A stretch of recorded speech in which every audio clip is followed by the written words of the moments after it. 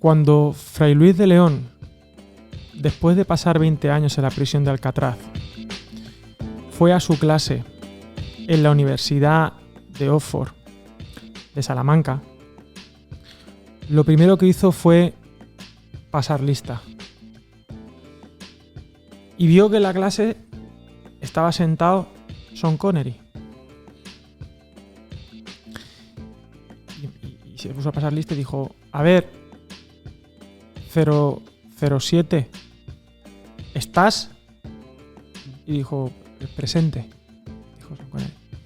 Y dijo Fray Luis, dijo, ¿tú no salías en El nombre de la rosa? Porque lo veía, sí, claro, sí, en la clase iba de monje. Claro. Claro. El ambiente. Y dijo, sí, soy yo. Dijo Sean Connery.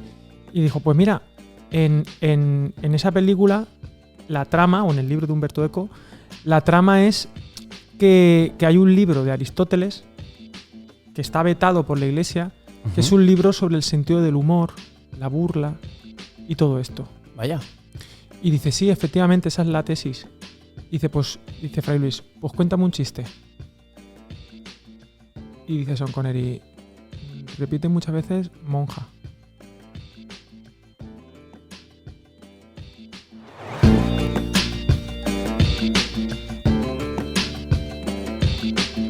Jamón.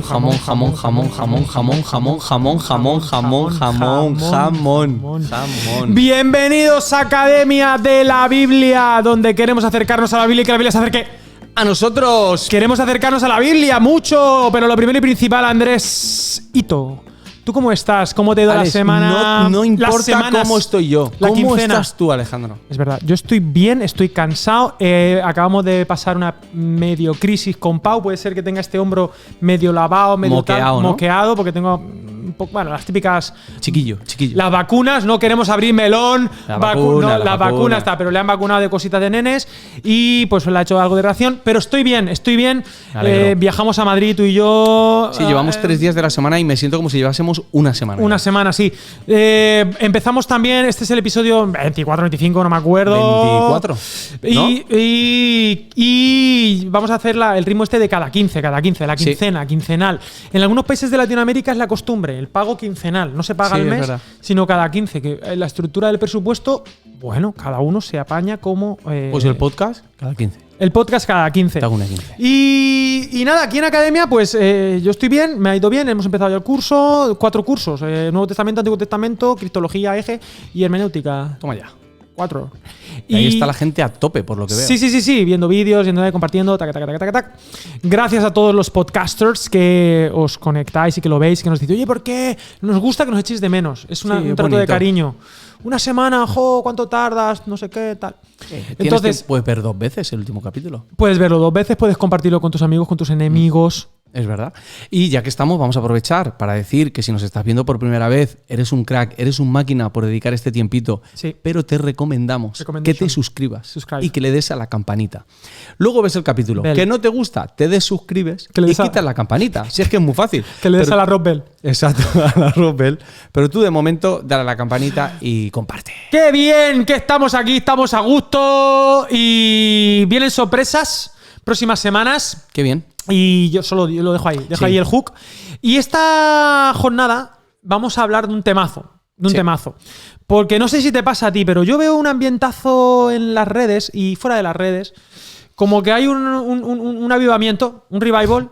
El antiavivamiento. El antiavivamiento, ¿no? De mucha gente como mis lamentos, que digo yo. Ajá. Mis lamentos.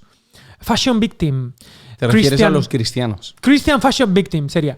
Que es esta tendencia exaltada, ¿no? De pensar, es que ahora se están burlando mucho más de nosotros, se burlan mucho, es que están menospreciando la fe en todos los estratos culturales y sociales, están ninguneándonos, nos están diciendo de todo, se están metiendo con Jesús, con nuestros valores, con nuestra gente. Y además se está contando como si fuese una novedad. ¡Oh! Como ¡Novedad! Si esto no hubiese pasado nunca y nosotros fuésemos los primeros en sufrir. Los millennials y la generación Z descubriendo la persecución. Quizás estamos un poco blanditos, ¿no? Blandengues. Quizás estamos... Bueno, algunos sociólogos, ahora en serio, antropólogos, dicen que somos la generación de cristal. Claro. ¡Ay! Mira, a mí no me toques. Blas. Las generaciones, porque yo sí. ¿Tú qué eres? ¿Millennial o eres...? Yo soy millennial. Sí, entro ahí. Me too. Entonces, entro ahí. Generación de cristal. Y los cristianos no estamos exentos de ser hijos de nuestra época. Sí. Somos generación cristal. Ahora, cuidado. Bien. ¿Se burlan o no se burlan? Se burlan. Sí, Pasó, pasará. Sí. La cuestión no es si van a dejar de hacerlo, sino que vamos a hacer nosotros. Exactamente. Entonces, ¿qué os propongo para los siguientes minutos? Vamos a responder a la pregunta, ¿qué hacer? Sí. ¿Qué hacer con la burla? ¿Qué hacer cuando se burlan de nosotros, de nuestra fe, de Jesús, de la iglesia? En la universidad, en el contexto de la iglesia, en el Facebook. Eso. ¿Qué hay que hacer? Entrar al trapo. Tú más. ¿Qué hay que hacer? Por ti. Tengo la razón. Ad hominem, ¿no? La crítica ad hominem, ¿no? Voy a por ti, tu persona, tu moral. Eminem. Tú más. No. Vamos a hacer un acercamiento teológico y sosegado desde un contexto como el de Academia de la Biblia, que es un contexto serio, sistemático. Sí, ¿Y ya? ¿Te estás burlando, Academia de la Biblia? Correcto, estoy utilizando el sarcasmo. Muy bien. Para Academia de la Biblia. ¿Te das cuenta? Muy bonito. Muy bien. Muy bien ejemplificado. Por lo tanto, yo creo que es bonito esto porque nos va a dar herramientas para gestionarlo y hacer haikido. Es decir, cómo aprovechar la burla para hacer el bien. Sí. ¿Y cuál es el acercamiento teológico sano a la burla? ¿Qué te parece? Bien, podríamos empezar ¿por el principio? Andrés, ¿por el principio quieres que empiece por el final? Por el principio está bien. ¿Quieres que empiece por Christus? Podemos empezar incluso antes de llegar a la muerte de Cristo. No me digas. Las palabras de Cristo. Vale. Que probablemente una de las promesas que más olvidamos o que más nos hacemos el tonto. La promesa que nadie quiere. Creyentes, exacto. Aférrate a las bienaventuranzas del Señor, ¿vale? Pero no a todas. Aférrate a esta. Exacto. Fíjate. Entonces, ya el principio de las bienaventuranzas, leemos, Alejandro, por favor. Pues mira, nos vamos a ir al texto de Mateo 5 que decía, Gandhi decía que es la cumbre de la moral, lo hemos dicho en los primeros capítulos. Sí. En el capítulo 5, las bienaventuranzas, la última, versículo 11. Eso es. Dicen, bienaventurados seréis cuando por mi causa os insulten, os persigan y digan toda clase de mal contra vosotros, mintiendo. Gozaos y alegraos porque vuestra recompensa es grande en los cielos, pues así persiguieron a los profetas que vivieron antes de vosotros. Y sigo, vosotros sois la sal de la tierra. Porque aquí hay un titulillo, pero no hay que leerlo seguido. Esto se lo vi a John Piper. Que hay que leer seguido. Y claro, hay Biblias que no tienen, ¿no? Esos títulos. Correcto. Pero fíjate que dice, bienaventurados, felices. En el griego. Dichosos. Macario.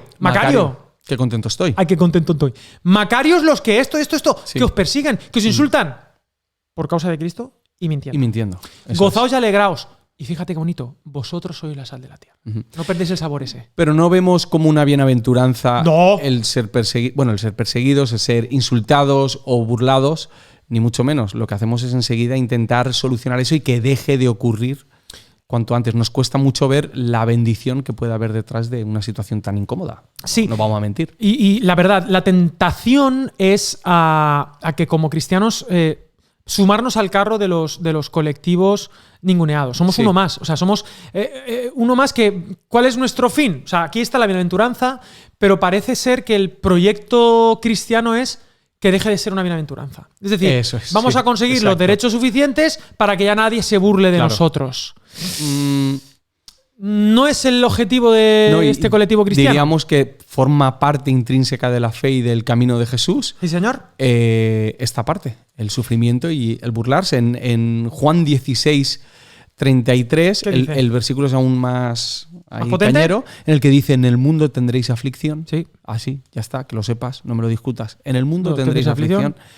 Pero bueno, confiad, porque yo he vencido al mundo. Al final, la propuesta de Jesús no es que nosotros solucionemos estas aflicciones tratando de tener más derechos o con términos burocráticos, sino entendiendo que Jesús ya ha vencido al mundo.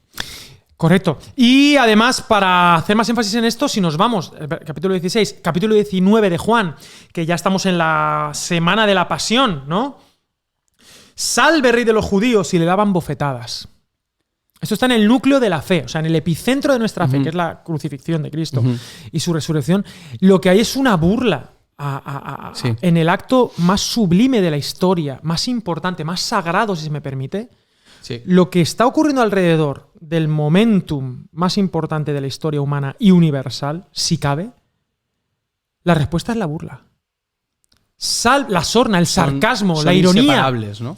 Salve, rey de los judíos. Pero no solamente esto, sino que gráficamente también, cuando Jesús es crucificado, dice el texto que escribió también Pilato un título que puso sobre la cruz, el cual decía Jesús Nazareno, rey de los judíos, y estaba escrito en hebreo, en griego y en latín. Aquí tenemos el famoso cuadro de Velázquez de esta crucifixión de 1632, y el detalle arriba, el famoso INRI, Jesus Nazarenus Rex Judearum. Jesús Nazareno, rey de los judíos. Antes estábamos hablando INRI. En el desayuno, nos comentaba Guille, nos recordaba la expresión que tenemos en España, no sé si en Latinoamérica, de para más INRI. Aquí INRI. Cuando se suma desgracia tras desgracia, decimos, y para más INRI me ocurrió tacatá. Bueno, pues resulta que ese para más INRI viene de esta expresión. Es como para añadir más sufrimiento, más burla, más sorna a todo lo que está pasando. Esto. Curioso que haya calado, ¿no? esa expresión en nuestro vocabulario tanto. Y puedo continuar con el texto. Te vas a Claro Hechos, y en el Hechos capítulo 2, en el Big Bang de la Iglesia, capítulo 2, la venida del Espíritu Santo, hablan en lenguas, diferentes idiomas, partos, medos, elamitas, elfos y enanos, y hobbits, y estaban todos atónitos, capítulo 2, versículo 12, y perplejos, diciéndose unos a otros, ¿qué quiere decir esto? Pero otros, burlándose, decían, están borrachos. En ese contexto viene Pedro, predica, y se gana el corazón. Y los que estaban burlándose, pues a lo mejor alguno de esos 3.000 primeros acabaron en las aguas, ¿no? Y cuidado, hablábamos hace 3 minutos que nuestro proyecto no es buscar que la bienaventuranza desaparezca. Si desaparece, bien, tampoco. Pero a veces en la historia hemos querido negar esa bienaventuranza. Y a veces cuando no ocurre, puede pasar, puede ser directamente proporcional, de que si no ocurre, quizá hay algo que no estamos haciendo bien. Podría ser, ¿no? Por eso la Iglesia en muchos momentos no es perseguida, a lo mejor porque es inofensiva. Sí, o se ha mimetizado tanto con la cultura o con la, vamos a llamar, con el lago, ¿no? Con el río, con la corriente, ¿no? Se ha empapado tanto que ya no hay una distinción y ya no hay nada de qué burlarse. No hay nada de qué burlarse, ¿no? Esto tendrá matices, pero estoy leyendo ahora justo un libro porque lo vi como recomendado en Instagram, el de Verdad Total, de Nancy Pierce. Y llevo 5, 6, 10 hojas, no sé. Pero viene a decir que, claro, los cristianos nos pusimos a abogar la guerra política, ¿no? Que pensábamos que para ganarnos el derecho de dejar de ser burlados tenemos que, pues eso, a por las instituciones, ¿no? Y yo no digo que no, cada uno con su llamado y tal, pero pensamos que la cultura se afecta desde la política. Y entonces dice, no, la política es un reflejo de la cultura. Y cuidado con pretender ganar la batalla política y perder la batalla cultural, la del corazón, la que importa. Sí, es realmente la fuerte, es la que marca la corriente que mencionabas antes. Y si tú quieres estar en ese ring, tienes que contar con la burla. Creo que también tiene que ver con el bienestar, ¿no? Que hemos tenido los cristianos en estos últimos 60, 70 años, 80. Sí. Hay un bienestar al que no queremos renunciar. Y curiosamente, los sectores religiosos más valientes, entre comillas, o más agresivos, son los que más se están victimizando a la hora de presentar el Evangelio, ¿no? Y casi que hemos convertido que nuestra batalla principal es pelear por nuestros derechos, cuando en realidad debería ser entender que el sufrimiento y la persecución y la burla forma parte del camino y que a pesar de eso tenemos que seguir siendo luz. Un primer principio que me gustaría enseñar ahí mismo en la Escritura, y creo que es el último versículo que voy a mencionar, en Hechos capítulo 1, una promesa que Dios nos da. Con lo que estás comentando del victimismo y demás, porque el victimismo en psicología se estudia como un mecanismo, por ejemplo, de manipulación. En relaciones personales, incluso en relaciones matrimoniales o en relaciones donde se triangula, es muy bonito porque siempre hay un salvador, un perseguidor y una víctima. Elige quién quieres ser. En relaciones, digamos, tóxicas. Sí. Y las tres son malísimas. El que se hace la víctima, el que es el salvador de la víctima y el perseguidor. Y todos, digamos que entramos en esta dinámica. Esto a nivel interpersonal, pero a nivel social también existe, ¿no? Hay estudios de cómo hacer pero a ver, el típico del propio nazismo, por ejemplo, lo digo porque todo el mundo estamos de acuerdo en que el nazismo está mal. Bien, vale, entonces, pues por eso se menciona tanto. Pero el nazismo partió de un victimismo para decir, estos son nuestros perseguidores. La conducta de los demás. Exacto, y somos los malos, o sea, somos los buenos, por lo tanto, el victimismo te da derecho a prácticamente todo. Claro. ¿No? Bien, frente a esta actitud, la Escritura propone algo precioso para el movimiento de Jesús, el movimiento cristiano, que es Hechos capítulo 1, versículo 8. Dice, pero recibiréis poder cuando haya venido sobre vosotros el Espíritu Santo y me seréis testigos en Jerusalén, en toda Judea, en Samaria y hasta lo último de la tierra. Ese testigos es la misma raíz en griego, no es la misma palabra, pero es la misma raíz, martureo, ¿vale? De mártir. Me seréis mártires. Y hay una diferencia cualitativa entre ser una víctima y ser un mártir. Porque el mártir es libre.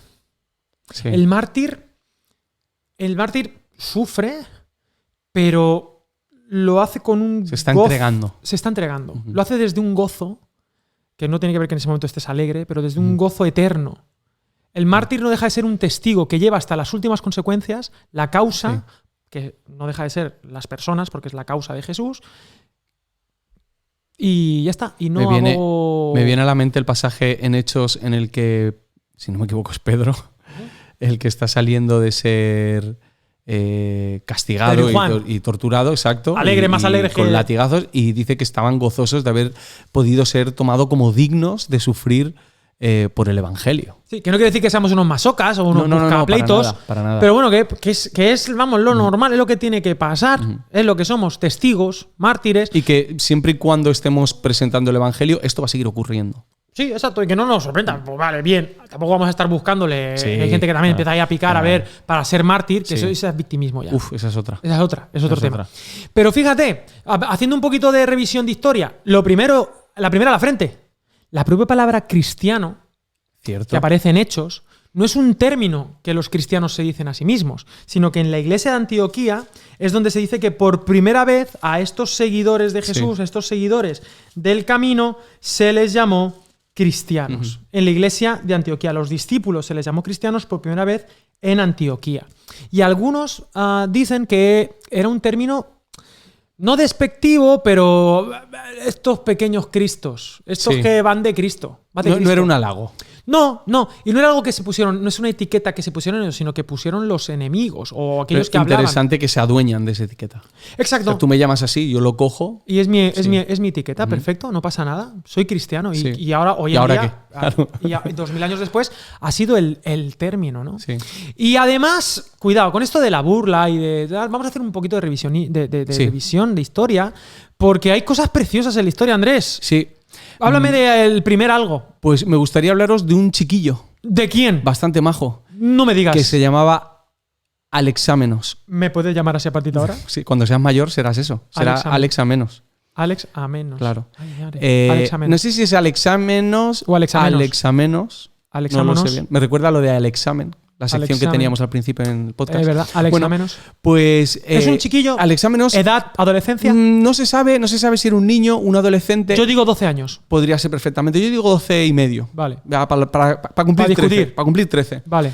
¿Y qué le pasó? Fue un alumno que asistió a las clases de una escuela de pajes imperiales. Famosa escuela. Que se llamaba Domus Gelotiana. Esa escuela era de pago. Esa escuela era de pago. Mira, esa escuela era de ir de uniforme. Seguro. La Domus, ¿cómo has dicho? De Gelotiana. Ojo, que podemos decir Domus Gelotiana. Pero tu hijo, ¿para qué está estudiando? Papaje.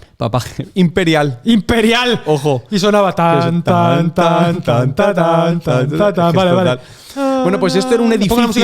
Esto era un edificio que tenía Calígula, conocido por ser majísimo y una persona moralmente súper correcta, ¿no? Calígula.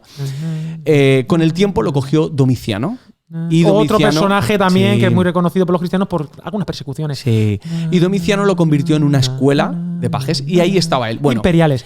Esta escuela luego se selló, por diferentes motivos, se selló y se utilizó para apuntalar los edificios que habían al lado. Aquello de esto no sirve, no lo tiramos que ha quedado bien, pero lo usamos como columnitas para sujetar el resto. Bueno, lo sellaron. ¿Eso qué quiere decir? Que todo lo que había dentro se ha conservado bastante bien. En el año 1857, Buen año. Se desella, se abre aquella escuela, el domus. Y descubren esto en una de las salas. ¡Oh! Lo que estamos viendo es un dibujo, un graffiti realmente, marcado en la pared de una de las aulas. Técnicamente, yo sé que tú eres rapero, técnicamente es un grafito. Sí, no, yo digo graffiti. Graffiti. Sí. Es un graffiti en la pared. Yo soy hijo de mi tiempo. Amén. ¿La pared? La pared, sí, supongo que en la pared. A lo mejor en un pupitre también podría ser. Para los podcasters, para nuestros oyentes. Sí, lo estaba explicando. Ah, vale. A la izquierda tenemos una pared. Exacto. Como no se ve muy bien, pues alguien ha tenido la delicadeza, la decencia, de hacerlo en un papelito. Y luego venderlo en el cole. Yo lo hacía. Bien con los dibujos de Goku. De Goku, yo copiaba a Goku y vendía a Goku. Y bueno, pues a la derecha lo que vemos es un dibujo, ¿sí?, en el que hay un hombre con cabeza de burro crucificado. Correcto. Y una persona, un joven, que es Alexamenos o Alexamenos. Ah, este que de la corbata es Alexamenos. El de la corbata. El paje imperial, el que estaba en tercero de paje. Eso es. Muy bien. Y lo que está escrito en este dibujo es: Alexamenos adora a su dios. Uy, me parece una cosa preciosísima lo que me está enseñando. A ver, muéstrame esto. Te pongo la fotito. Ponme otra la vez. Me encanta. Vale, esto fue descubierto en 1850 y tantos, pero está datado entre el año 85 y 95 después de Cristo. Válgame. Eso quiere decir que esta es la primera representación pictórica que tenemos de la cruz. ¡Paremos las rotativas! ¿Tú me quieres decir que esta imagen, este icono, sí, es el primer icono cristiano de Jesús crucificado? ¿De Jesús crucificado? Eso es. Ojo al dato, señores. Y a la vez es una de las primeras registros que habrán de bullying. De bullying, correcto. Porque se están con ese nombre, Alexamenos. De Alexamenos diciéndole... ¿Cómo te ha ido Alexamenos? Que adora a su dios y que su dios tiene cabeza de burro. Crucificado. Y me acabo de dar cuenta que no tengo el cargador del ordenador y voy a ir corriendo a cogerlo porque me quedo sin batería. Vale, pero voy a contarte yo algo de esto. Exacto, ve dándole. Pero mira, yo veo... Me parece precioso que la primera imagen que tenemos de Jesús... Querido, ¿cuál es mi cámara? Ponme mi cámara. Y aquí tenemos a... ¿Se ve esto o se me veo yo? Sí, qué bien. Que se ve a un burro, cabeza de burro. ¿Cómo nos sentiríamos hoy si pusieran a Jesús, Andrés, sí, con cabeza de asno, de burro, lo pusieran ahí en la pared, entiendo, de un colegio, ¿no? Sí, y además esto concuerda con otras burlas y otros comentarios que habían acerca de los cristianos. ¿No era único esto? En aquella época. Sí, deja ya ahí, luego la quitamos.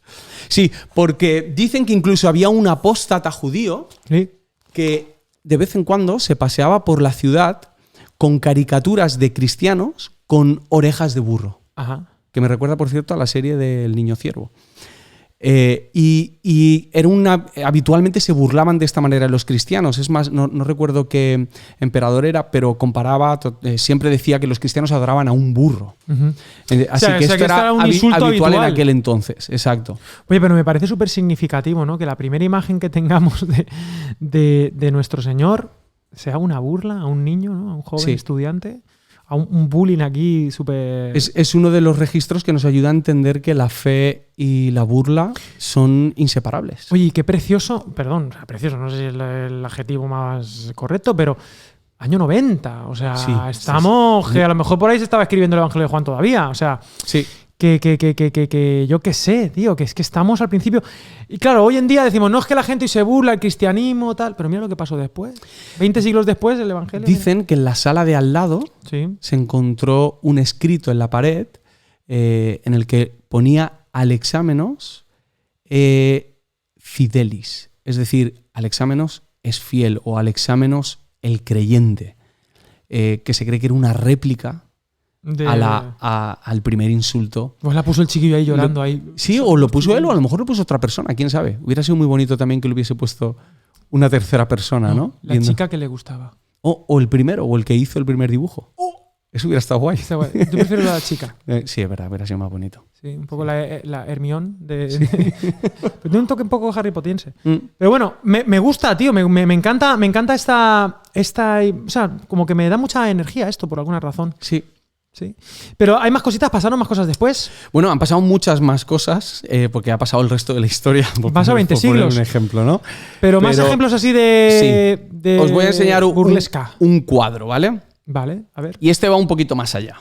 O sea, porque esto estamos hablando de cuestiones verbales, al final. Sí. No deja de ser un insulto y ya está. Aquí estamos viendo un cuadro de Henryk Siemiratsky. Este cuadro se pintó en 1876. Muy bonito. Henryk Siemiratsky, parece que estás hablando del revés. Sí. Fue un pintor polaco, sí. Creyente. Viajó y estudió por muchas partes del mundo pintura, se estableció, si no me equivoco, fue en Roma, y allí tenía él un taller y tenía muchos encargos y tal. Era un tío bastante reclamado, no. Aclamado. No, que le pedían mucho su trabajo. No me solicitado, exacto. Y este es uno de sus cuadros más famosos. Y en este cuadro es una fiesta. Y en la parte de arriba vemos a Nerón, que está llegando, los esclavos le traen. Sí. Y lo que estamos viendo, esta escena tiene antes una historia. Años antes hubo un incendio en Roma. Se quemó una tercera parte de Roma. Casi nada. Creen que el motivo por el que se quemó Roma es porque Nerón quería agrandar su terreno y su palacio y sus jardines y tal. Entonces quemó. Cuando este rumor de que era Nerón el que lo había quemado empezó a rular, Nerón, para disimular, lo que hizo fue coger chivo expiatorio y le echó la culpa a los cristianos. Eso es. Y empezó a castigarlos de maneras loquísimas, ¿no? Bueno, lo que estamos viendo aquí en este cuadro es una de esas fiestas. Os voy a enseñar algunos de los detalles de la fiesta. Una fiesta se está haciendo de noche un poco. Mira, sí, bonito. Está Nerón llegando, súper pomposa la imagen de Nerón. Escúchame, en lugar de un gato tiene un tigre. En lugar de un gato tiene un tigre con una cadena de oro. O sea, supera eso 50 Cent. O sea, No, total, es una vacilada brutal. Con un tigre de gato. Ni Ángel Cristo. ¿Te acuerdas de Ángel Cristo? Por supuesto, pero no, pero es que me viene con su gatito. Entonces viene con los esclavos, vemos todo el palacio, todo el mármol, las buenas ropas que llevan hasta los esclavos, ¿no? Otro de los detalles es que la gente, pues hay gente desnuda, gente que está borracha, además que parece que tiene una lata de cerveza. Y todos están mirando hacia algo, ¿no? Bueno, lo que ocurrió fue que una de las cosas que hacía Nerón en aquel entonces era crucificar cristianos. Claro. Los vestía de bestias muchas veces y los echaba a correr delante de otras bestias para que se los comiesen. Y otra de las cosas que hacía era quemarlos cuando llegaba el atardecer y se empezaba a ir la noche. Un tío práctico. Sí, quería ahorrar en luz. Sí. Es que está la luz. Claro, está Perdóname que te diga. En España esto está en una locura. En España se ha disparado. Pero Nerón no tenía excusa. Entonces Nerón lo que hacía era utilizar a los cristianos como antorchas, como farola. Como farolillos. Así que lo que están viendo todos en esta foto, en este cuadro, es a algunos siervos prendiendo fuego a cristianos que están puestos en palos levantados y empiezan a arder. Esto, cuando lo hizo Henryk, él pintaba mucho acerca de la cultura grecorromana y mucho acerca del Nuevo Testamento, por su visión creyente, ¿no? Y cristiana. Y una de las intenciones que parece que tenía con este cuadro era dar una perspectiva nueva a lo que significa ser luz del mundo. Que a veces, cuando hablamos de ser luz del mundo, lo relacionamos mucho con la celebridad. Pero muy poco con el mártir, muy poco con el que sufre, ¿no? Es muy humor negro, perdóname. Sí. Ser luz del mundo va ardiendo. Sí, exacto. Sí, la imagen es durísima, ¿no? Bueno, tú hay que decir que esto no es un invent de Henryk. O sea, Henryk fue un tío que se obsesionó tanto con la cultura grecorromana y la cultura cristiana de la primera iglesia que se convirtió en un experto y un estudioso. Era amigo de otro Henryk con un apellido también muy difícil, que fue el que escribió Quo Vadis. Okay. Así que era un tío bastante formado. Sí. Y esto que está contando en este cuadro, digamos que pasó. No sé, me parece que es muy doloroso y a la vez nos ayuda a abrir la perspectiva y a entender que ser luz del mundo. Antes hablábamos de una frase de Eugene Peterson que decía que hay demasiadas celebridades y pocos santos. Sí. ¿No? Y hemos hemos querido que el significado de luz del mundo sea algo que nos aporte fama, que nos aporte gloria, influencia. Estrellas. Pero la visión que Henrik aporta aquí es que en el mismo sufrimiento, en la misma burla y en la muerte por Cristo, somos esa luz del mundo. Yo creo que esta reflexión nos da como perspectiva, ¿no? Esta reflexión histórica que estamos haciendo, como que nos sitúa como diciendo, a ver si somos de cristal. A ver si estamos pasándonos estamos entrando en un juego que no somos llamados a jugar y que deberíamos estar enfocados en otra cosa, ¿no? O sea, pienso de nuevo, ¿no? En esta pasión de Jesús, en cómo le disfrazaron, cómo le golpearon, le insultaron. O sea, nuestra pelea no es de este mundo. No sé si además, en este caso, muy particularmente, con una mentira de Nerón. Exacto. Era una mentira de Nerón que nos recuerda a la bienaventuranza, ¿no? Si os vituperan y mienten por mi causa. Eso. Algo que me llama mucho la atención también es que Nerón sigue siendo el centro del cuadro, tío. Sí, bueno, es el foco donde más luz. Sí, es más, yo la primera vez que vi el cuadro ni me di cuenta. Sí, no te das cuenta de lo que estaba pasando. Pero si te esperas una hora, te lo miras, lo ves. Lo único que verías serían esas antorchas ardiendo. Y me parece bonito a la vez que duro, ¿no? El trato de la luz, ¿no? Que la luz parece que va aquí, se enfoca justamente en esos faustos imperiales, y la parte, digamos, más oscura es la parte donde todos se están mirando, en realidad. Eso es un tema y fíjate el contraste, ¿no? Aquí tienes toda la riqueza que te ocupa el 80% de la pantalla. Y luego a la derecha tienes la pobreza, súper austero. Ni siquiera los siervos tienen buena ropa. Hay una distinción clara, pero hay un detalle aquí. Esto ya me pongo en plan sin tener ni idea de haber estudiado el tema del cuadro. Pero el cielo le pertenece a este lado, fíjate. Sí. O sea, el cielo, lo que conecta el cielo y la tierra, lo que está en el cielo es este lado, el campo abierto, ¿no? Esta parte no, esta parte es muy ostentosa, muy llena de todo, pero ahí está el cielo, ¿no? De donde viene la luz, en realidad. Bueno, qué interesante esto. Y de nuevo, insisto, nos pone en perspectiva. Y luego, bueno, yo también quiero aprovechar que el Pisuerga pasa por Valladolid, porque el humor, ¿no? El tema del humor. El humor es algo muy bonito también.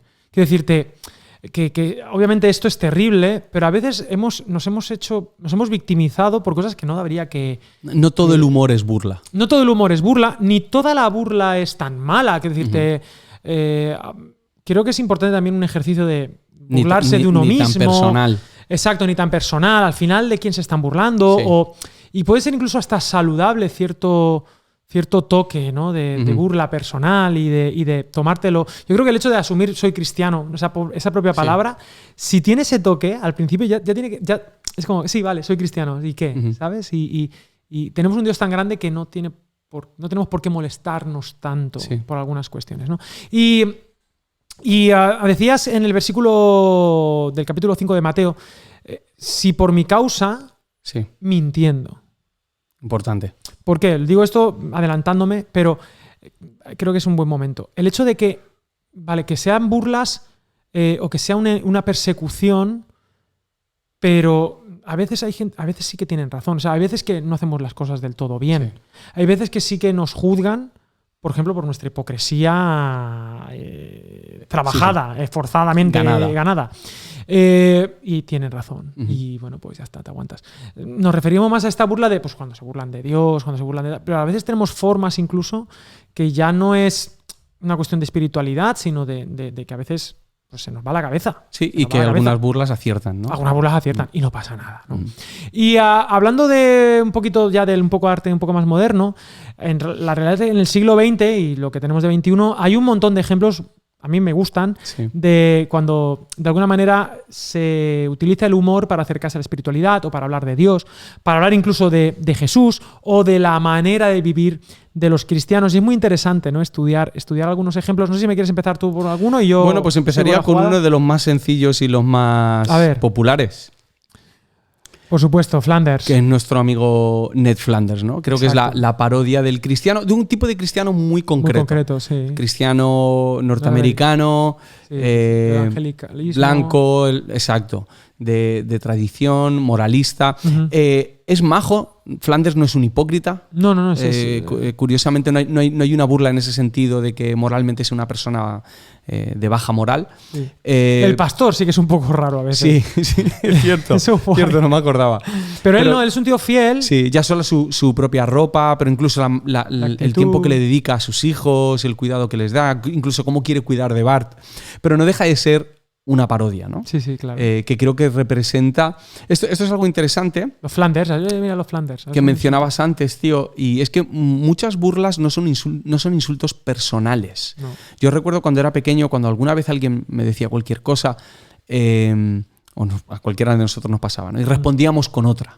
Y en el momento se calmaba el asunto, ¿no? No era una cuestión personal de me voy a meter con tu fe, sino de que lo más característico de ti, lo que te diferencia de otros, es tu fe. Entonces yo me tengo que reír de eso, ¿no? Sí, porque te llama la atención, no dices tantas malas palabras, por ejemplo, o yo qué sé, hay una conducta diferenciadora y pues ya está. Tenemos un amigo en común, Joan, sí. Que Joan fue subcampeón de Batalla de Gallos en el 2006, en la primera. Sí, en la Batalla de Gallos es esto de improvisar. Las batallas de rap, exacto. De rap para decirlo. Y fue subcampeón en España. En el año 2006. Y algo que se aprendió en aquella época y que a muchos les sorprendía es que simplemente era un juego.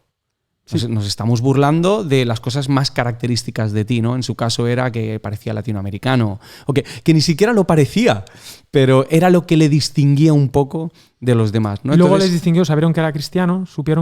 Claro, y entonces siempre iban y soltaban alguna, ¿no? Pero Joan mismo entraba en ese deporte. Súper encajador. Se adueñaba de alguna de estas cosas y luego respondía con otras, ¿no?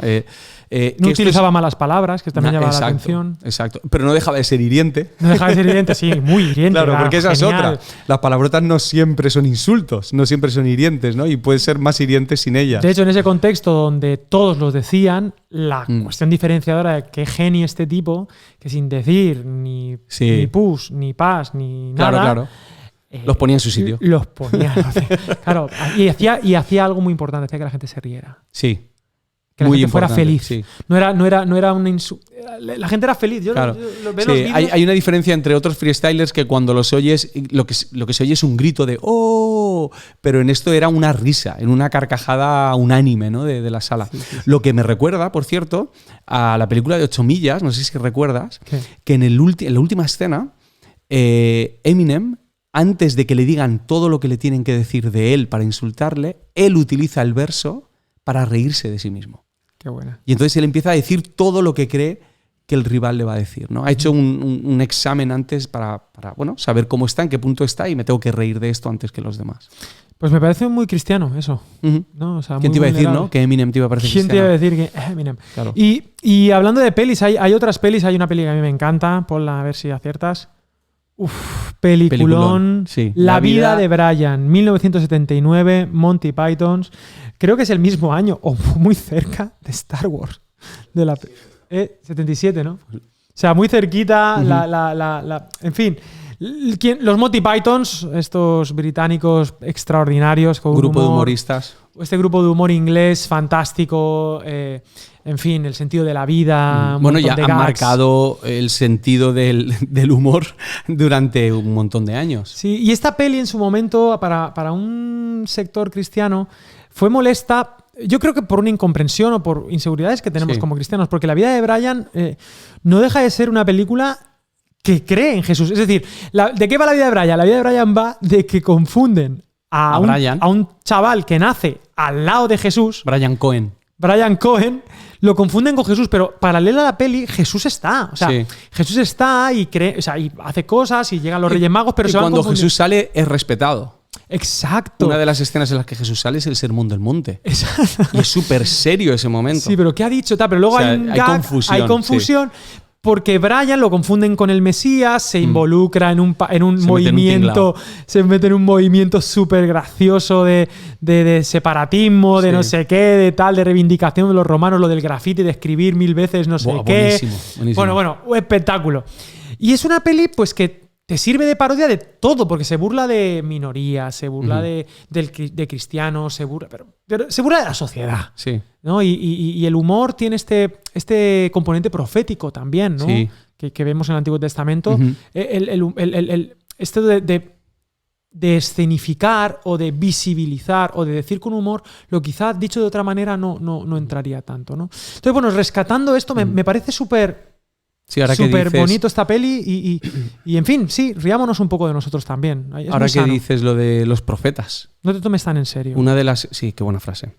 Una de las escenas proféticas que tienen más sentido del humor y más sarcasmo es la escena de los profetas de Baal. Uy, sí, ¿no? Qué buena, el Elías. Exacto. Y entonces en ese momento Elías les está diciendo, pero más cortes. ¿Dónde está vuestro Dios? ¿Dónde está? Hay una versión, creo que es la versión de la palabra que dice, a lo mejor está haciendo sus necesidades. O sea, está vacilando. A mí la parte que más me mola. Totalmente. La parte que más me mola es cuando dice, grita más fuerte. Sí, a ver o es que yo me imagino haceros más cortes, porque claro, esta gente estaba haciendo ese corte. Sí, a ver si falta un poco más de sangre.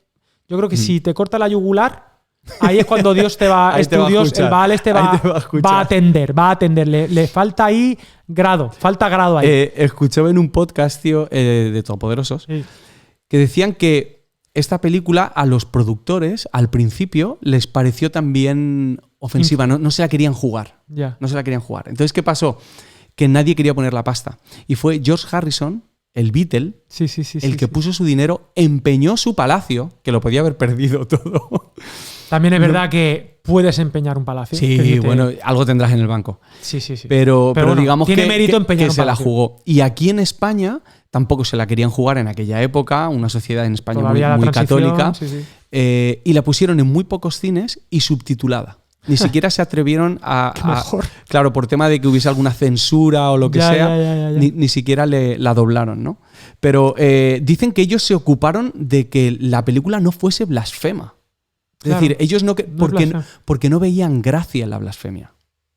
Mira, fíjate, o sea, en ese momento en el que blasfemas, estás perdiendo el sentido del humor, estás entrando en el terreno de la ofensa. Del odio. Sí. Y ellos mismos supieron identificar hasta dónde llegaban. Me encanta. Interesante, tío. Sí. Bueno, es un poco rescatar el lado positivo, esto de no tomarse en serio. Yo creo que es muy saludable. Yo creo que no hay que fiarse mucho de la gente que se toma demasiado en serio. No. Ni los movimientos. Hay movimientos que no se toman en serio. O sea, se toman tan en serio que digo, relájate, tío. Tranquilo. Tómate algo. Tómate una tila.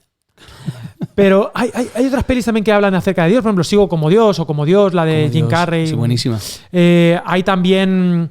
Bueno, ¿qué otra peli hablaba acerca de...? Bueno, hay una peli, la de Gervais, la de Ricky Gervais. Ricky Gervais, del origen de la mentira en español. Increíble pero falso. Increíble pero falso. Muy buena peli, Que es muy buena película, muy reflexiva. Sí. Obviamente, Ricky es ateo, ¿no? Lo siguiente, todo lo que hace va por ahí. Sí. Y aparte con un humor súper... Bueno, él es amigo de uno de los ateos más conocidos, Dawkins. Probablemente Richard Dawkins o alguno de los jinetes del ateísmo. Richard Dawkins o Samuel Dennett. Sí, ese amigo sale mucho hablando con esta gente. Pero bueno, yo quiero rescatar el punto positivo, ¿no? O sea, si se burlan, están hablando. Hay conversación, estás siendo sal, estás en el diálogo cultural a pesar de la burla, ¿no? Y me parece precioso que sea así, ¿no? Sí. Bueno, me gustaría, por ir aterrizando, ver el punto bueno, ya sean burlas buenas, burlas malas, bullying, ofensivas, ¿qué aprendemos y qué podemos hacer con esto para utilizarlo para bien? Yo, por ejemplo, estoy pensando que se me acaba de ocurrir, ¿por qué no un día hacer un cineforum, tío, y poner la vida de Brian en la iglesia, tío? Y ver a dónde lleva la conversación. Y ver a dónde llegamos y qué podemos aprender y qué podemos aprender de nosotros mismos, reírnos también de nosotros mismos y reforzar aquellas cosas que sí que son positivas. No sé si se me está escapando algo a nivel cultural o artístico. No, por lo menos que yo tenga anotado, no. Tampoco es que tengamos mucho guión, ¿vale? Sí tenemos. De lo que tenemos, no. Lo bueno. Está todo. Y para ir aterrizando, yo quiero ponerte un ejemplo de buen talante y de buen humor, ¿vale? Que no te lo había comentado, que es el de William Lane Craig. Ajá. Y Apologeta. Porque aquí me gustaría llegar. Sabes que yo soy muy de corazón de apologeta. No soy un apologeta pro, pero me gusta mucho este campo y es algo que disfruto mucho. Y de hecho, disfruto a veces más diálogos entre apologetas que una predicación, por ejemplo. Esto es una confesión podcast. Y cuando tú ves a William Lane Craig debatiendo en la Universidad de lo que sea, Notre Dame, en la Universidad de Oxford, en la Universidad de Cambridge, donde sea. De Salamanca. De Salamanca. Bueno, es que se encontró una vez. Bueno, si ya te contaré la semana que viene. Oh. El encuentro entre... Yo creo que he escuchado algo de eso. Entre Fray Luis en los pasillos. Se tropezaron. Con William Lane Craig. William Lane Craig. Y I'm sorry. Y dice Fray Luis... I'm not sorry. Dice, I don't speak English. Claro. Y empezaron, monja. Bueno, pam. Y empezaron a reírse ellos. Y entonces ya, ¿tú eres cristiano? Tuvieron que cancelar el debate. Lo cancelaron. Toda la universidad, Sean Connery se fue... Bueno, aquello fue un desastre. Bueno, la semana que viene ya lo Yo te lo cuento. Bien, la otra semana es cada 15. Es verdad. Pero el punto es que William Lane Craig ha debatido con el Richard Dawkins, el otro que falleció hace unos años. Hitchens. Sí, con todos estos. Hitchens. Y más allá de que los argumentos, desde mi punto de vista, William Lane Craig siempre es más serio, en el sentido que me parece más profundo, más estudiado, más pro. Más preciso. Más preciso, sí, más exacto. Me di cuenta de que, por ejemplo, cuando le atacan, normalmente William siempre es muy respetuoso, pero los otros siempre van a por él como a desestabilizarle. El ataque ad hominem, es decir, a por ti, a burlarse. Sí. A burlarse de tu postura. Uh-huh. Y a burlarse de ti, personal. O sea, de una ridiculez. Esto es muy Richard Dawkins, hace mucho esto. Richard Dawkins tiene charlas en las que invita a los oyentes a que cuando vean a un cristiano, por favor, se rían de ellos. Exactamente. Y me encanta William, porque él lo que hace es se ríe. O sea, tú lo ves cuando dicen cosas, él se ríe también. Como ja, ja, ja. Y cuando contesta, me encanta porque contesta como si fuera su pastor. Sí, con mucho cariño. Con mucho cariño, se ríe, dice, bueno, puede ser que en esto sí tiene razón y tal, pero tal. Y tú dices, no te está tomando en serio, pero te está dando una... Te está vapuleando. Sí. Pero te lo dice con un... Y además, no solamente intelectualmente o con datos o con información, sino con actitud. Que luego... Es una actitud de ganador. Sí, de ganador, de seguridad. Y esa clase de gente, tú luego quieres invitarla a cenar. Claro. Y aquí te va. Ojalá podamos conseguir que aquellos que se burlan de ti luego te digan, oye, por tu actitud, ¿qué pasa? Porque es lo que pasó con los mártires. Sí. Lo que pasó en la historia es que la gente dijo, bueno, ¿esta gente cómo es posible? Dice que había algunos que iban bailando y gozosos a la hoguera.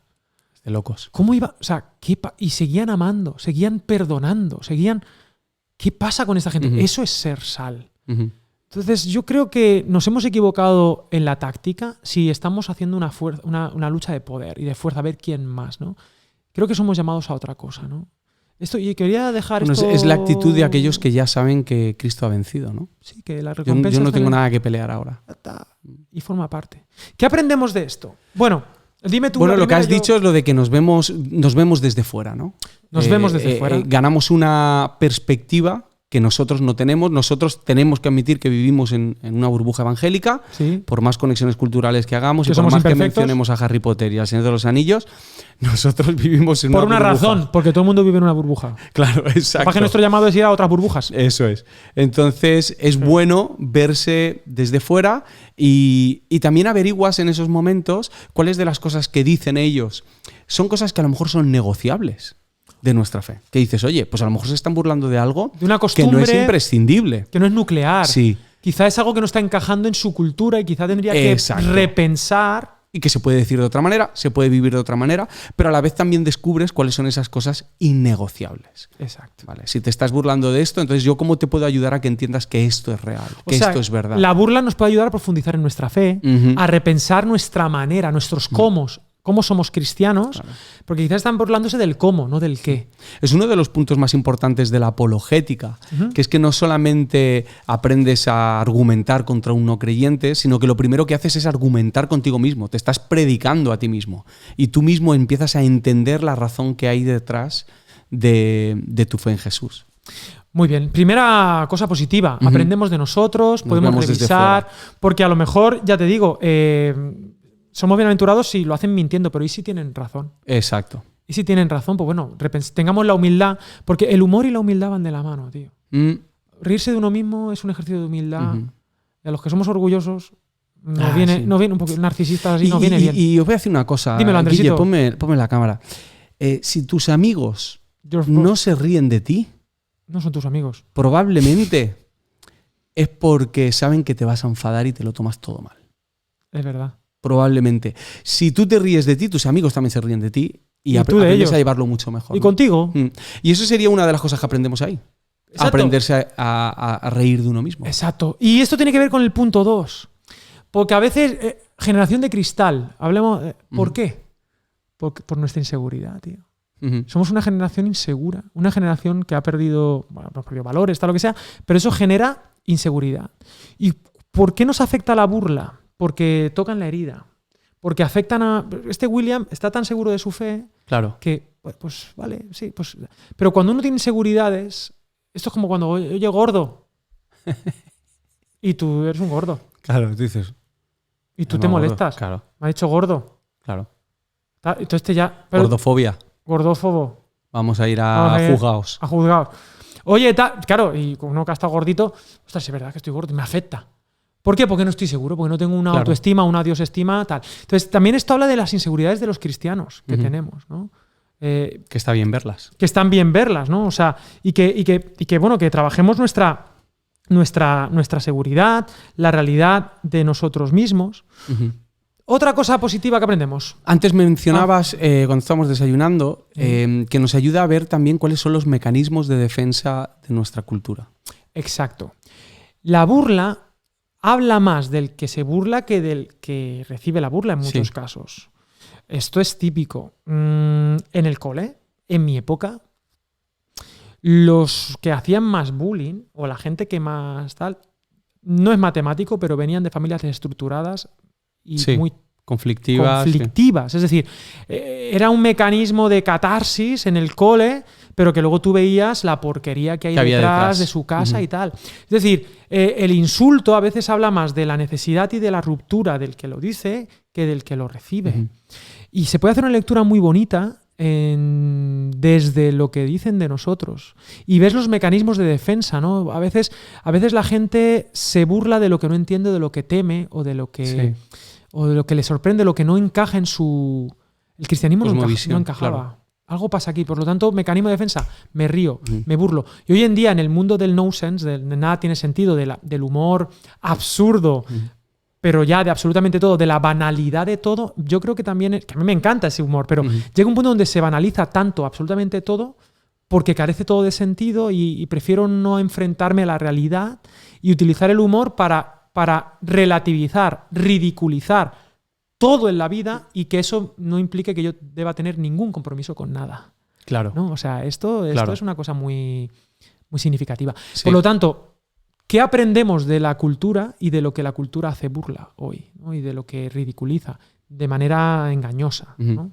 Sí, dicho de otra manera, también no solamente la burla nos ayuda a ver nuestros puntos débiles en algunos momentos, sino los puntos débiles de nuestra cultura. Exactamente, nos ayuda a situarnos, ¿no? Y no sé si hay algún beneficio más. Pues tengo un par más. Por ejemplo, nos obliga a argumentar. Eso es. Nos obliga a sentarnos, a coger un libro, a escuchar una charla, a ver un vídeo de William Lane Craig, a leer la palabra, a hablar esto con nuestros amigos y razonar. Sí, a dar respuesta de nuestra fe. Una de las cosas que más nos dicen es que es una fe irracional, antiintelectual. Bueno, riámonos y digamos, puede ser que en épocas sí, pero permíteme que esto sea un acicate para decir, no, yo sé bien en quién he creído.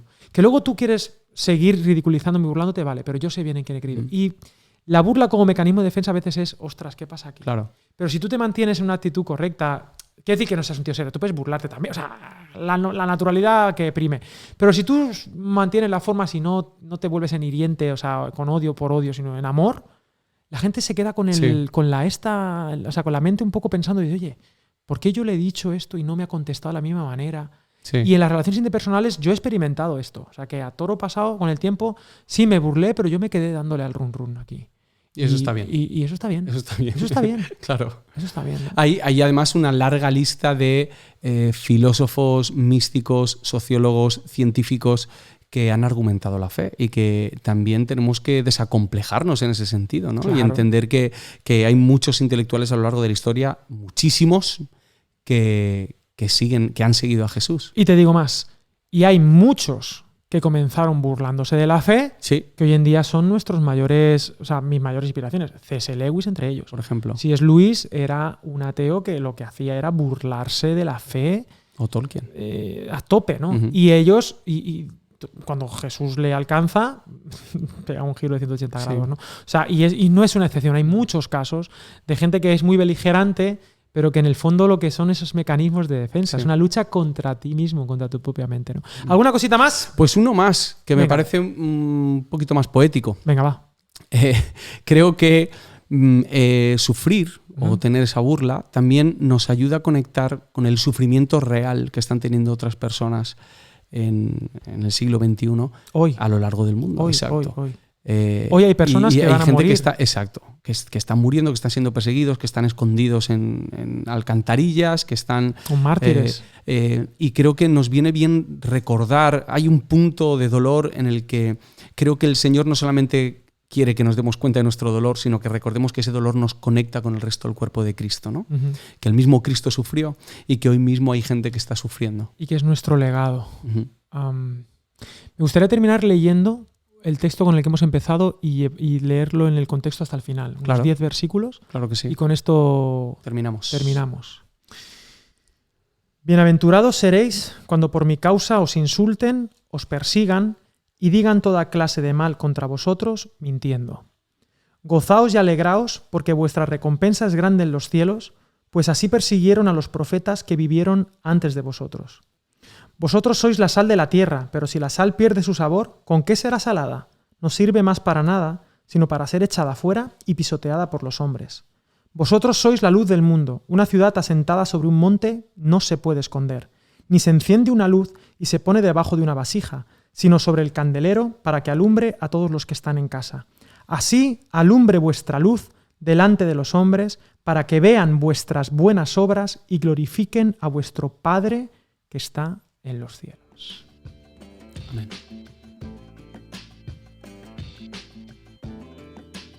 Oh yeah.